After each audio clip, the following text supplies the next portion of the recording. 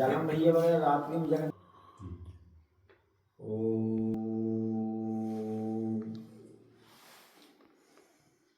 श्री परमात्मने नमः।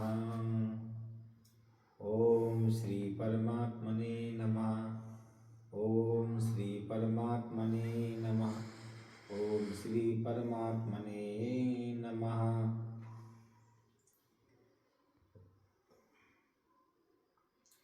वसुदेव सुतं देवं कंसचाणूरमर्दनं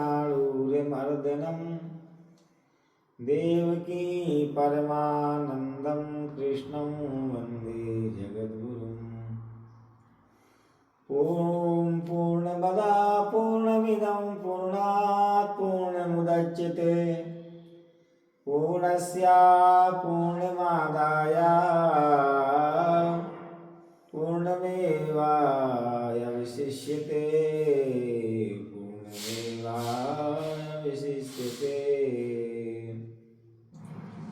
मानस भवन में आर्यजन जिसकी उतारे आरती भगवान भारत वर्ष में गूंजे हमारी वारती। भगवान भारत वर्ष में गूंजे हमारी वारती। शुभ शांतिमय शोभा जावो बंधनों को खोलती हिल मिल मृगों से खेल करती सिंह नीति डोलती। भगवान की भवभूतियों का यह प्रथम भंडार है। विधि ने किया नर सृष्टि का पहले यही विस्तार है। विधि ने किया नर सृष्टि का पहले यही विस्तार है। फैला हिमालय गिरि हिमालय और गंगा जल कहाँ संपूर्ण देशों से अधिक किस देश का उत्कर्ष है। उसका की जो ऋषि भूमि है वह कौन भारत वर्ष है। उसका की जो ऋषि भूमि है वह कौन भारत वर्ष है। उसका की जो ऋषि भूमि है वह कौन भारत वर्ष है। प्रातः स्मरणीय परम पूजनीय श्री सद्गुरुदेव भगवान के पावन चरण कमलों में नमन प्रणाम करते हुए आज के सभी जो सत्संग प्रेमी श्रद्धालुगण उपस्थित हुए हैं। अभी श्रीमान पाठक जी का एक प्रश्न था कि प्रेतात्मा देवात्मा और सारी जो शुभ आत्मा का क्या मानव जीवन में क्या रोल रहता है। श्री अरविंद जी, श्री देवलिया जी, श्री गगन भाई पसारी जी, सौरभ और हमारे मनसाराम जी आज के सत्संग प्रेमी यहाँ पर उपस्थित हैं। श्रीमान अरविंद साहू जी के आवास पर निलयालय सदन में अमरकोश में विद्याधर अप्सरा यक्ष राक्षस गंधर्व किन्नर भूत प्रेत पिशाच इन 10 के लिए देवयोनि की श्रेणी में माना गया है। इनका पावर इनका शक्ति क्रम अलग अलग होता है। कोई उपदेवता है, कोई देवता है, कोई लोक देवता है। जैसे दूलादेव हरदोल आदि लोक देवता की श्रेणी में आते हैं, पर इनके अंदर पावर मानवेतर प्राणियों से अधिक होता है, इनकी शक्तियाँ अधिक होती हैं। तो संसार में हम भगवान को तो जानते हैं कि भगवान है, भगवान को मानते भी हैं, पूजा पाठ करते हैं लोग, लेकिन चमत्कारों को देख करके बहुत विस्मित होते हैं और श्रद्धालु हो जाते हैं, और चमत्कारों के नाम से ही पूजा पाठ चलता रहता है। थोड़ा सा भी व्यक्ति ने किसी के पास में जादुई शक्ति का दर्शन किया और तत्काल प्रभावित हो जाते हैं, और भगवान की भक्ति को छोड़ करके हम उसी में लग जाते हैं। एक बहुत प्रसिद्ध पत्रकार हुए हैं इंग्लैंड में, उनका नाम था पॉल ब्रेंटन। 1926 के पूर्व वो भारत के बचपना से श्रद्धालु तो थे ही, कि जब भी उनका प्रोफेसर, उनका शिक्षक बचपना में उनको पढ़ाता था, जब भारत का नक्शा उनको दिखाया जाता था तो वो देख करके आकर्षित हो जाते थे, क्योंकि उनकी जन्मभूमि तो इंग्लैंड थी, इंग्लैंड के रहने वाले थे। जब उनके लिए उनका शिक्षक, उनका मार्गदर्शक लोग बताते कि इंग्लैंड का राज्य भारत पर भी है, और भारत का नक्शा ऐसा है, भारत ऐसा आध्यात्मिक देश है, भारत में ऐसे ऐसे लोग विभूतियाँ हुई हैं, तो पॉल ब्रेंटन निस्तब्ध होकर के बिल्कुल रुक करके सांस अटक जाती कितने ढंग से, जैसे एक रन बचा हो क्रिकेट में कि जीतने के लिए और एक ही बॉल हो तो सांस अटक जाती हैं, वैसे ही एकाग्र होकर के जब भारत का नाम आता था तो चकित होकर के उस पाठ को, उसको लेसन के लिए सुनते थे। और उनके मन में एक ही लालसा उस जमाने में पैदा हुई कि वो कब दिन आएगा, कदा दर्शन करिष्यामि, भारत भूमि का दर्शन मैं कब करूँगा की भावना पैदा हुई। और ऐसा हुआ कि 1921 के दरमियान लीबिया, लेबनान, कांगो, जेरे, जमाइका, सूडान, मिस्र की पिरामिडा का दर्शन करते हुए भारत, पाकिस्तान, बांग्लादेश तब एक ही था, सबका दर्शन करते हुए भारत में आ गए, भारत पहुंच गए। तो उनके मन में कौतूहल था, उनके मन में प्रश्न भी थे कि कोई आध्यात्मिक शक्ति होती है, प्रेतात्माएं होती हैं, कि भूतात्मा होती हैं, कि देव योनियां होती हैं, कि सिद्ध महात्मा होते हैं, ज्ञानी महात्मा होते हैं, जो हमारे प्रश्नों को हल कर देगा, मैं उसको गुरु के रूप में वर्ण कर लूंगा। देखो, हम लोगों की उत्सुकता से, हम लोगों की जिज्ञासा से अधिक जिज्ञासा विदेशियों के अंदर में होती है, सीखने की, पढ़ने की। कई विदेशी ऐसे हैं कि वृद्ध हो चले हैं, लेकिन बुजुर्ग अवस्था में भी वो भाषाएं सीखेंगे, कंप्यूटर सीखेंगे, किताबें पढ़ेंगे, कुछ लेखन कार्य करेंगे। हम लोगों की तरह नहीं कि 45-50 के हुए कि जीवन से तत्काल उब गए, उनके अंदर में उत्सुकता जीवन जीने की बढ़ती ही चली जाती है। आप देखिए वहां पर ऐसा क्यों है? जैसे अपने आप के लिए जितना हम लोग सतेज रखेंगे, तो जीने की जितनी प्रबलतम लालसा रखेंगे, जीवेशना, उतना शरीर हमारा अच्छा होता चला जाएगा। ऐसी लोक प्रवृत्ति, ऐसा देखा और सुना जाता है, अनुभव में आता है। पॉल ब्रेंटन ने मुंबई में डेरा डाला, तो एक मैजेस्टिक होटल है, पत्रकारों के माध्यम से मालूम चला कि यहाँ एक जादूगर आया हुआ है, और वो जादूगर कोई राह में चलता हुआ जादूगर नहीं है, वास्तविक जादूगर है, जो मध्यकाल में जादूगर हुआ करते थे, असली जादूगर, वैसा जादूगर है।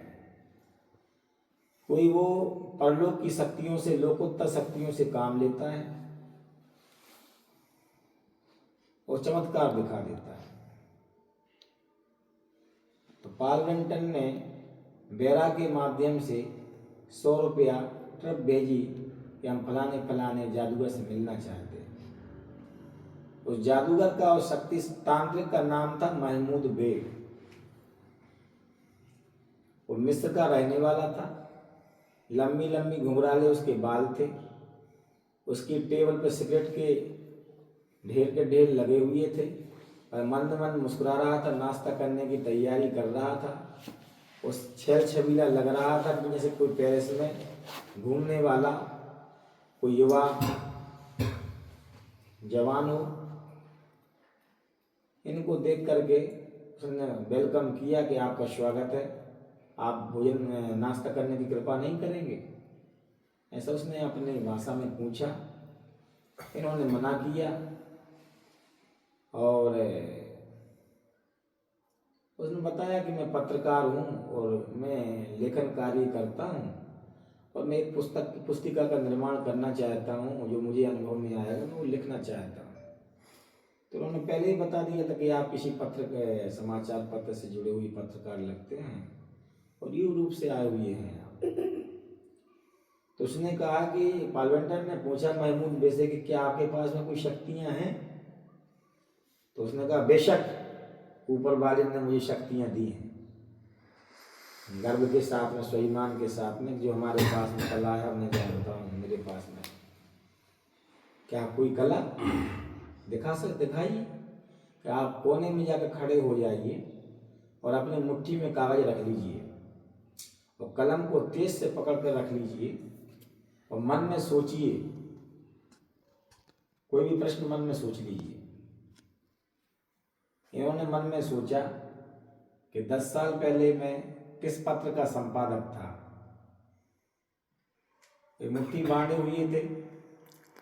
इन्होंने 1 मिनट में देखा, उस कागज पर लिखा हुआ है, समाचार पत्र का नाम भी लिखा हुआ है और जिस कंपनी में, जिस संस्था में, जिस प्रेस में वो काम करते उसका भी नाम लिखा हुआ, सन तिथि तारीख भी लिखी हुई है। ये देख करके दंग रह गए कि मेरी मुट्ठियां भी बंद थी, ये आदत किसने लिख दिया। फिर इन्होंने 10 बार प्रयोग कराया, वो सही पाया कि जो जो मेरे मन में प्रश्न चलते थे कौन लिख देता था करके। फिर मन में कई प्रकार के कौतूहल हुए। तो महमूद बे से पूछा कि आप अपना राज जाहिर कर सकते हो कि विद्या का रहस्य क्या है। आज हमारे समाज में, भारत में 90% साधु लोग भी नहीं जानते कि चीजें होती हैं। अभी मुझसे योगानंद जी वृंदावन में पूछ रहे थे कि है क्या धीरेन्द्र शास्त्री के पास में, या फलाने के पास, पंडोखर के पास में, कल्लू मिश्रा के पास में, या 15-20 नाम गिना है, आनंदेश्वर महाराज के पास। हमने कहा ये प्रश्न बेवकूफों के होते हैं, आपको नहीं पूछना चाहिए, क्योंकि जितना हम दुनिया को पाते, जितना हम अनुभव में करते हैं बहुत कम है, केवल 1-2% ही है। दुनिया उससे बहुत अनंत गुनी बड़ी है। उसके बारे में हमने कभी ना प्रश्न किया, ना कभी चिंतन किया, ना विचार करने की हम चेष्टा प्रयत्न नहीं करते। तो उन्होंने कहा ये कौन सी चीज़ है? हमने कहा ये जिन्नों के द्वारा, मुसलमानों में जिन्न बोलते हैं, खब्बीस बोलते हैं, उन्हीं के लिए मोकिल बोलते हैं अरबी में। जो मोकिल होते हैं वो 2 प्रकार के होते हैं, कुछ मूढ़ होते हैं, कुछ ज्ञानी होते हैं। कुछ जो मरने के बाद जो मुसलमान प्रेत बन जाते हैं उनको जिन्न बोलते हैं। कुछ ऐसे जिन्न भी होते हैं जो न मरने के बाद बनते हैं, भगवान ऊपर वाले की कृपा से बने बनाए होते हैं, वो अग्नि के होते हैं, उनकी 2-3 हज़ार साल उम्र होती है। तो उस व्यक्ति ने मुझसे पूछा कि आपने वो देखा है? हमने कहा बिल्कुल देखा है, मैंने अनुभव किया मैंने इसका। एक व्यक्ति से हमारी बहुत पहले मित्रता थी और जाति से मुसलमान थे और आज भी हैं। साकेत नगरी भूतपूर्व फैजाबाद में रहते हैं, ठटरैया मोहल्ला में। उनका नाम है डॉक्टर खलील अहमद। काफ़ी बुजुर्ग हो चले हैं, आंखों से दिखना बंद हो गया है। डॉक्टर हैं, 5-6 भाषाओं के विद्वान। उनकी पत्नी भी डॉक्टर है, MBBS डॉक्टर हैं।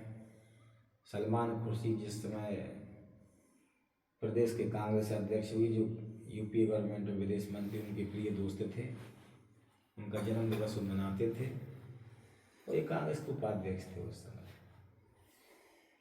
तो मैंने एक उस व्यक्ति के पास में मैं घूमते फिरते ऐसे कई जितने अंध फंद काम करने वाले लोग इनके पास में जाने का शौकीन था बचपना में। ये क्या है, ये क्या है, ये क्या है। उस व्यक्ति के पास में ये विद्या थी, तो मैंने बचपना में ही सब तमाशा देख लिए थे, इसलिए मेरे मन में कोई लगाव मगाव बचा नहीं था। जैसे पहले ही जो बिस्कुट गोली अच्छी अच्छी चीज़ें खा ले हुए, उसकी लार नहीं टपकेगी, उसकी दिलचस्पी खत्म हो जाएगी। हमारी सब चीज़ों से मतलब 25 साल पहले ही पूरा भाव भर गया था ये कि हमारे को ये जिंदगी मेरे काम की नहीं। इसलिए कभी ये कोई व्यक्ति किसी के बारे में मुझसे बात करता है तो मेरे मन में न कभी इनके प्रति जिज्ञासा हुई, न जानने की कि हनुमान जी की ताकत है कि फलाने जी की ताकत है। मुझे इसमें कोई भाव रस बिल्कुल खत्म हो चुका था। क्यों? भगवान की जो कृपा होती वो कई प्रकार से आती है, उसके आपने पहले ही अनुभव कर लिया उसका। जैसे कोई हेलीकॉप्टर का बचपन में ही अनुभव कर लो, देखने थोड़ी आएगा कि शिवराज का आ रहा कि मोदी का हेलीकॉप्टर आ रहा है। उसको कोई इससे कुछ इस लगाओ इंटरेस्टिंग नहीं रहेगा, जैसे कोई भाव नहीं रहेगा। तो उन्होंने पॉल बेंटन में पूछा कि क्या है, तो मैंने फिर उसके बारे में बताया कि एक मेरा भाई भी मरा था, वो भी इस योनि में चला गया है मरने के बाद में।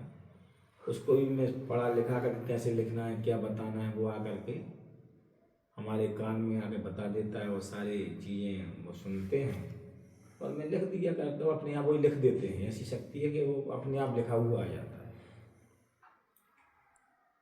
तो यही हाल हुआ। 3 काल संध्या करने वाले, ध्यान करने वाले महामहोपाध्याय गोपीनाथ कविराज जी श्री वाराणसी नगरी में, श्री काशी विश्वनाथ जी की नगरी में धर्म ध्यान करने के लिए गए हुए थे। वहाँ एक दिन उन्होंने पाया कि एक व्यक्ति आया और बोला, क्या करते हो? धर्म ध्यान करते हो, संध्या वंदन करते, कोई शक्ति वक्ति आई कि नहीं तुम्हारे अंदर? नहीं, मैं तो साधना करता हूँ, क्या शक्ति? देखो मेरे पास एक शक्ति है, तुम मन में कोई कल्पना करो और तुम्हारा प्रश्न का उत्तर अपने आप मिल जाएगा कागज में लिखा हुआ। महामहोपाध्याय गोपीनाथ कविराज जी मन में कल्पना की और उत्तर था कि रविन्द्रनाथ टैगोर इस समय जापान में हैं, टोक्यो शहर में ये काम कर रहे हैं, ये हो रहा है। और आपको कैसे मालूम चल गया? ये आपको बता दिया, अपने आप लिखा हुआ आ गया। इतना देख सुन करके इनके मन में गुरुजी के प्रति अश्रद्धा पैदा होने लगी कि हमारे गुरुजी बेकार हैं, हमें कुछ नहीं दिए, 10 साल हम साधना कर रहे हैं, 15 साल से पूजा पाठ करते हैं। गुरुदेव के पास गए, गुरुदेव जी साधना में लीन थे। मोबाइल का जमाना नहीं तो मोबाइल नहीं चला रहे थे, न खटपट टिक टिक करते रहते कि रील देख रहे हैं गुरुजी। अब तो सब लोग रील ही देख रहे हैं दिन भर, एक ही काम रील देखो। प्रवचन करता मंच सजी हुई है, वहाँ बगल में बैठे हैं, वहाँ भी रील चल रही, बड़े बड़े महंत मंडलेश्वर रील देख रहे हैं। हम कमरे में बंद होकर के देख रहे हैं, वो जो मंच ही पे देख रहा है। बस अंतर इतना है केवल, लेकिन देख सब रहे हैं। और जो इससे बच गए हैं वो धन्य भाग के बच गए हैं। कम से कम धर्म ध्यान की दुनिया में तो जाएगा आगे। ऐसा नहीं कि मोबाइल नहीं चलाना चाहिए, मोबाइल तो चलाना ही चाहिए, लेकिन जब काम हो तभी चलाए तो बेहतर है। लेकिन हम लोगों की निगाह हमेशा पल पल के समाचारों में, 24 घंटे में 2 बार 3 बार समाचार आते थे। अब सबका मन जो है, विज्ञान ने क्या दिया कि इंटरनेट दिया, सोफा सेट दिया, कलर टीवी सेट दिया, और दिमाग अपसेट किया। दिमाग अपसेट, सब लोग अनिद्रा के शिकार होने जा रहे हैं। नाना प्रकार की बीमारी, मानसिक बीमारी हो रही उससे। लेकिन मोबाइल छोड़ा नहीं जा रहा। मोबाइल असली माया का रूप हो गया। माया महाठगनी हम जानी। महाठगनी हम जानी से मतलब है मोबाइल और माया एक ही चीज़ के रूप है। यदि हम उसका उपयोग नहीं कर पाए, उपयोग क्या है का उसके लिए सजो कभी कथा प्रवचन अध्ययन स्वाध्याय करने के लिए उपयोग जो करते हैं उसका उपयोग कर रहे हैं। तो गुरुदेव के पास में आए, गुरुदेव ध्यान में लीन थे और गुरुदेव से पूछा कि अब मैं साधना भजन वंदना कुछ नहीं करूँगा, आपकी जो मंत्र, आपने जो मंत्र दिया था, जो साधना विधि बताई थी, उससे मेरे जीवन में कोई चमत्कार नहीं हुआ। जो व्यक्ति चमत्कार के लिए भगवान की भक्ति करता है वही भक्त ही नहीं हुआ। भक्त वह कोई चमत्कार ना होवे, न शरीर में न मन में, फिर भी हमारी ईश्वर के प्रति असीम आस्था थी रहेगी। जो अगाध श्रद्धा कभी न टूटे उसका नाम है भगत। कभी बाबा लोग घूम रहे हैं, हाँ जैसे इतना से भभूत दे फिर वह दूनी हो जाए, फिर वह दूनी हो जाए, इतनी इतनी भभूत हो जाए अपन कहाँ रहे। वो जो है बाबा लोग घूम रहे हैं, वो चमत्कार नहीं है, गाड़ी में वो ट्रिक है। ट्रिक ट्रिक मतलब कि कार्य कुशलता, कि आपके लिए कैसे दिखा दिया जाता है और कैसे आपके लिए सामान छिपा रहता है, वो कहाँ रखते हैं वो आपको एहसास में नहीं है। बाकी कागज आपके पास रहेगा, हाँ वो सब रहेगा, वो तो सब चीज़ें रहेंगी, लेकिन वो जो है वो सब आ जाएगा। Chemical reaction. हाँ केमिकल रहते हैं, अब देखो गगन भाई सब बता रहे हैं। तो वो जो है गुरु जी के लिए फटकार लगाने लगे। जो प्यार लगाओ था वो खत्म हो गया, जो भोली भाली श्रद्धा थी वो खत्म होने लगी। गुरु जी ने कहा कि बेटा तुम अभी भजन को समझे नहीं हो, भजन क्या कहलाता है, कहने हमें तो आप बताइए। तो गुरु जी वास्तव में सिद्ध थे, नकली नहीं, असली सिद्ध थे। गुरु जी ने कहा बेटा पूरी किताब ले आओ, कागज लिख करके डायरी भर लो पूरी। उन्होंने डायरी में लिखा लाल लाल अक्षरों में प्रश्न पर प्रश्न, प्रश्न पर प्रश्न, हजारों प्रश्न लिख दिए उस पर। गुरु जी ने कहा बेटा आप जाकर के शमशान घाट काशी मणिका जी में जलाया। क्या जला करके इस कागज के लिए गंगा जी में बहाया है, वो उड़ा दिए सब जा करके डायरी वायरी सब। दूसरे दिन गुरु जी के पास जब ये गए, प्रणाम किए, तो गुरु जी ने अपने तकिया के नीचे से वो डायरी निकाली जो ये जला करके राख करके आए थे। वही प्रश्न उस पर लिखे हुए थे, उसका उत्तर भी लिखा हुआ था, वही राइटिंग थी। उसको देख करके ये क्या हुआ, मैं तो इसको जला करके चला आया, राख उड़ा करके आ गया। तो उन्होंने कहा ये भी कुछ नहीं है, सितारों से आगे जहाँ कुछ और भी है, इश्क के इम्तहां कुछ और भी हैं। क्या ये भी कुछ नहीं है। गुणानां परमं रूपम न दृष्टि पद वृक्षति, यत्तु दृष्टिपथं यातं तन्माये विसुतुक्षिकम। काहे महामहोपाध्याय गोपीनाथ तेरी आंखें अभी खुली नहीं है, जब तेरे नेत्र खुल जाएंगे तो महामाया का अपार संसार तुम्हारे लिए ये माया तुच्छ दिखाई पड़ने लगी। जैसे हमने अभी उदाहरण बताया कि हमने 4 ही फीट जमीन आएगी आजमगढ़ में मेरे पास, तो मेरे लिए धक्का लगा कि हम 4 ही फीट की जमीन को क्यों लड़ रहे हैं, कहीं पड़ी है 4 फीट जमीन, हम बैठ जाएंगे वहाँ पर। ऐसे ही महामहोपाध्याय गोपीनाथ कविराज जी को धक्का लगा कि मैं तो किताब जला करके चला आया था, और यही लाल अक्षरों में मेरा राइटिंग भी है, उसके किनारे किनारे प्रश्न भी लिखे हुए जो मैंने मन में विचार किए थे, प्रश्न क्या हो सकता है। तो गोपीनाथ कविराज जी ने क्या कहा, गोपीनाथ कविराज जी से क्या कहा, गुणानां परमं रूपं न दृष्टि पद वृक्षति, यत्तु दृष्टिपथं यातं तन्माये सुतुक्षिकम। जब तेरे नेत्र खुल जाएंगे तो फिर तेरे लिए महामाया की कृपा हो जाएगी, दुर्गाम्बा की कृपा जब हो जाएगी तो ये सुतुक्षिकम, ये सब तुम्हारे लिए तुच्छ लगने लगेंगे, कुछ नहीं है।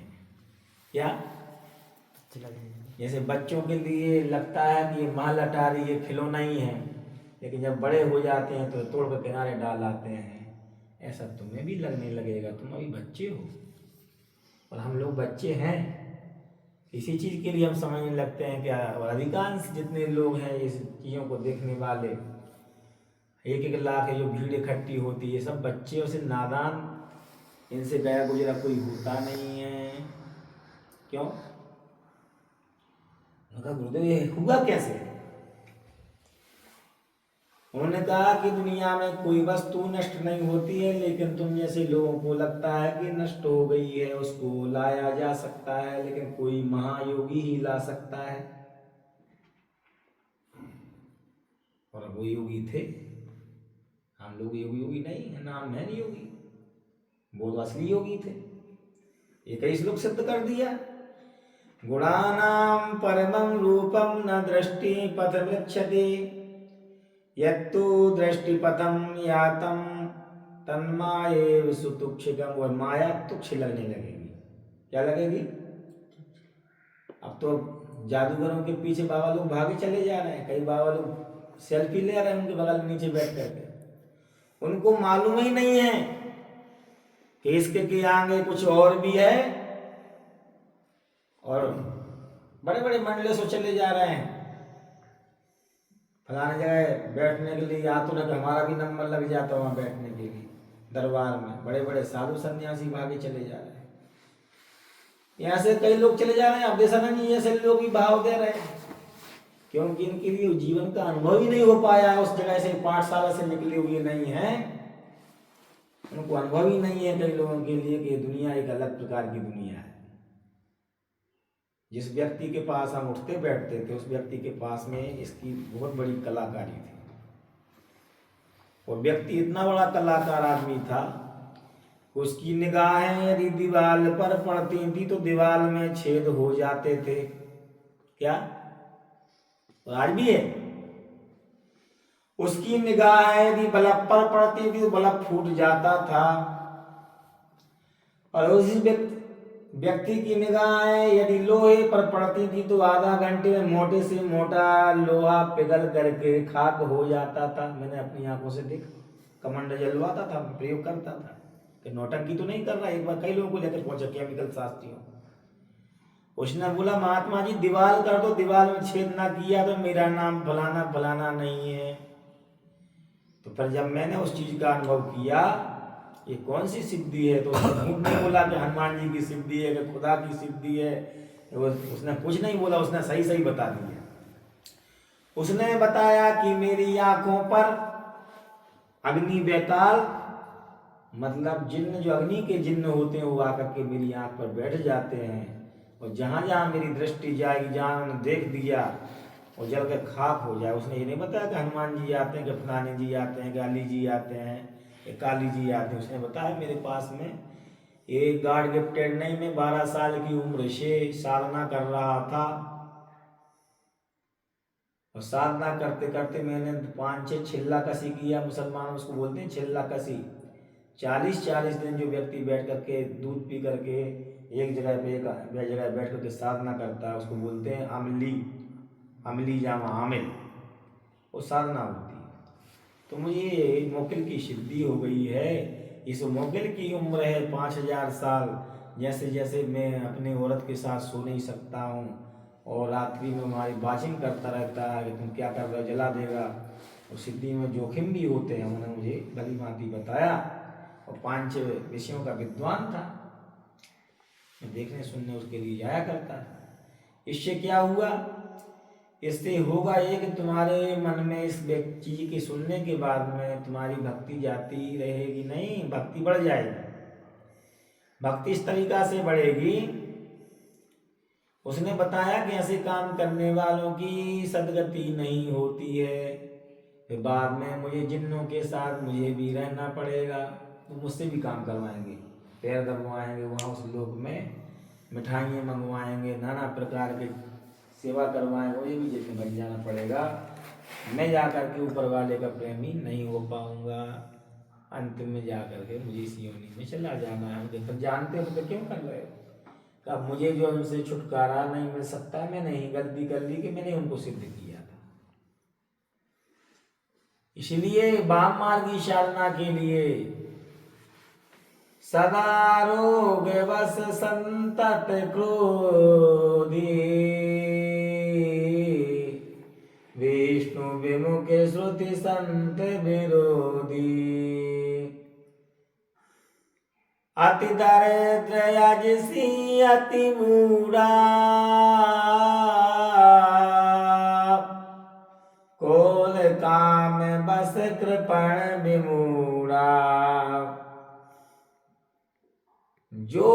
14 प्राणी जीवत सोए समान प्राणी अति दरिद्र यजसी अति बूढ़ा और कोल काम में बस कृपण विमूढ़ा। कोल तंत्र कहलाता है।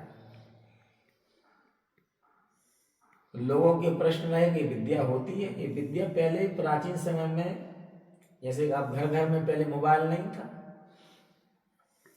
तो एक गांव में एक के पास मोबाइल होता था तो लोग बोलते थे भाई फलाने भैया के यहाँ चले जाओ, बहुत बड़ी चीज आई है। अब घर घर मोबाइल हो गए, व्यक्ति नहीं पूछ रहा कि फलाने भैया के घर चले जाओ।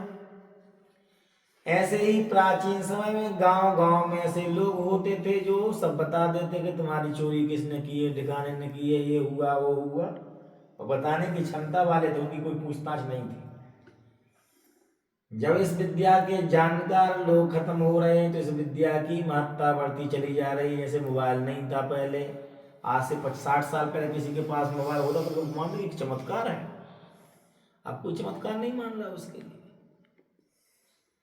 एक मेरी एक शिष्या है, उसका नाम है नंदिनी, गुजरात में रहती है, उद्योगपति की बिटिया है, मंगेश भाई कोटनिया की। उसके अंदर में एक अपने आप प्राकृतिक है, उसने सीखी कला। वो कला है कि उसकी आंख पर पट्टी बांध दो, वो अपने पैरों से पेपर पढ़ देगी, नोट का नंबर बता देगी, फलाना बता देगी, सभी चीजें पढ़ देगी। हम लोग नहीं पढ़ पाएंगे, वो उसके लिए खास हो गई। लेकिन जब आपके बच्चे भी सीख जाएंगे और ट्रेनिंग में चले जाएंगे तो आपके लिए लगेगा कि घर की बात है ये। तो जो हमारे पास उपलब्ध नहीं होता है, जैसे संतोष दास जी सतुआ बाबा ने लैंड क्रूजर रेंज रोवर खरीदी है 3-3 4-4, तो सारे साधु बाबा लोग सेल्फी लेने जा रहे हैं। जैसे शिवराज का हेलीकॉप्टर आ जाए, मोहन का, तो गांव गांव के लोग पास में खड़ा होना चाहते हैं, क्योंकि उनके पास वो सामान नहीं है। जब वो सामान हो जाएगा तो उसके लिए कोई महत्व तो नहीं देंगे। फेमस है सतुआ बाबा। हाँ, तो फेमस के लिए अपन को नहीं जाना। हम जो बोल रहा हूँ उस मूल उद्देश्य पे जाओ। तो मैं क्या कह रहा हूँ, मैं ये कह रहा हूँ कि तुम्हारे पास वो चीज नहीं है जो फेमस है। क्या श्री लालसा है। हाँ, क्योंकि आपके पास वो वस्तु नहीं है कि 1 करोड़ की घड़ी नहीं कि रोलेक्स पहने हुए हो आप, तो देखने जा रहे हो, फेमस हो रहे हो, पत्रकारों के पास में नहीं है, देश के पास नहीं है, इसलिए बार बार उत्सुकता बढ़ रही है। जिस दिन वो सबके पास में हो जाएगी तो कुछ बात नहीं रहेगी। मोदी सबसे मिलने लगे तो मोदी के प्रति उत्सुकता खत्म हो जाएगी। आप बोलोगे झाड़ू लगा करके बटन धो करके जाइए माननीय मोदी जी, लेकिन वो मिल नहीं सकते हैं, दुर्लभ हैं, गेहूं चावल की तरह सस्ते नहीं हैं, इसलिए उनकी कीमत चल रही है। यदि वो घर घर जा करके मिलने लगे तो बोलेंगे मोदी जी जल्दी यहाँ से सुधारिए, तुम्हारी आवश्यकता मेरे रंगने में तुम्हारा क्या काम है, भगाओगे आप। लेकिन जब सेना लग करके आते हैं और मिलने नहीं लिया जाता है तो देखने की उत्सुकता है आपके अंदर में उत्तरोत्तर बढ़ती चली जाती है कि कब दर्शन होता, कब दर्शन होता। हमने देखा था, हमने सेल्फी ली थी, पास में गए थे, अपने जीवन को धन धन मान करके लौटते हो। तो उसी प्रकार से जिस चीजों की संख्या ज्यादा बढ़ जाएगी उसकी कीमत अपने आप घट जाएगी। गेहूं चावल मारा खरेड़ा वेयर हाउस में सड़ता गलता रहता है, यदि वही जो है कम मात्रा में हो तो 1 किलो भी नहीं सड़ेगा। हम लोग बीन ताज करके सब लोग खा खा करके बिल्कुल निहाल हो जाएंगे, एक दाना भी नहीं बचेगा। तो जिस चीजों का अभाव होता है उसकी तरफ व्यक्ति का मन जाता है। संपत्ति नहीं है बहुत जना सबके पास में, बेचारी संपत्ति के पास हमारा मन जाता है। भोजन से मन तृप्त होता है, संपत्ति से कभी किसी का मन तृप्त हुआ नहीं, न होगा। इसलिए कहा गया यत पृथिव्याम बृहयवा हिरण्या पशवा स्त्रिया एकस्यापि न पर्याप्तम तस्मात् तृष्णाम परित्यजेत्। जितना पृथ्वी पर धन दौलत दिखाई पड़ रहा है, जितनी औरत आदमी दिखाई पड़ रहे हैं, वो एक आदमी के विषय वासना की तृप्ति के लायक भी नहीं है। सब मिल जाए तब भी नहीं। इसलिए तस्मात् तृष्णाम परित्यजेत, इसलिए सब तृष्णा को छोड़ दीजिए। इतनी नहीं, तस्मात् तृष्णाम परित्यजेत, सब मिल जाए। अब जो है 99 लाख वर्ग किलोमीटर भूमि जमीन मिली हुई है अमेरिका के लिए, लेकिन ग्रीनलैंड पर वेनेजुएला पर अपना तेल का अधिकार जताना चाह रहा है। लगता है कि सबसे बड़े कंगाल यही हैं, हाथ में कटोरा लेकर के पूरे विश्व में घूमना चाहिए कि मैं दीन हूँ बलहीन हूँ, मैं दीन हूँ बलहीन हूँ, जैसा भी हूँ तुम्हारा हूँ। ट्रंप कहो या इब्राहिम लिंकन, मैं तो तुम्हारा दास हूँ। क्योंकि मेरी आदत पड़ गई है कि जहां भी देखी खाली परात वहीं बिता देंगे सारी रात। बोलिए सतगुरुदेव भगवान की जय। आज इतना ही। मेरी बातों को बड़े ध्यान से सुना, मतलब जिस वस्तु की ये विपुल मात्रा हो जाती है